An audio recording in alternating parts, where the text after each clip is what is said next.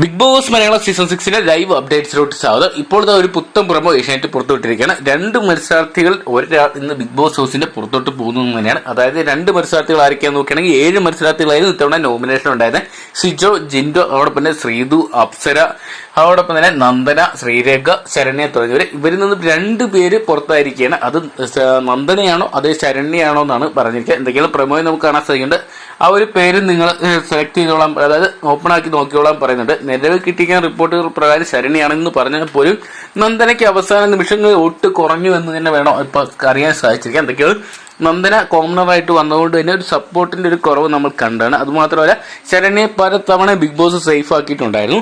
കാരണം ഒരാഴ്ച എവിക്ഷനി വന്നിട്ട് പോലും അന്ന് പുറത്തു പോകേണ്ട വിഷുവിന്റെ സമയത്തായിരുന്നു തോന്നുന്നു എവിക്ഷൻ നടത്തുന്നില്ലെന്ന് പറഞ്ഞായിരുന്നു ശരണ്യെ സേഫ് ആക്കി. ഇനിയും അതുകൊണ്ട് തന്നെ ബിഗ് ബോസ് ശരണ്യെ സേഫ് ആക്കാനുള്ള സാധ്യതകൾ തള്ളിക്കളയാൻ പറ്റത്തില്ല. അങ്ങനെ നോക്കുകയാണെങ്കിൽ പുറത്താകുന്ന കണ്ടസ്റ്റന്റ് ആയിട്ട് നന്ദന മാറുന്നതായിരിക്കും. എന്തൊക്കെയാണ് തികച്ചും അൺഫെയർ ആയിട്ട് മാറുമെന്ന് തോന്നുന്നു.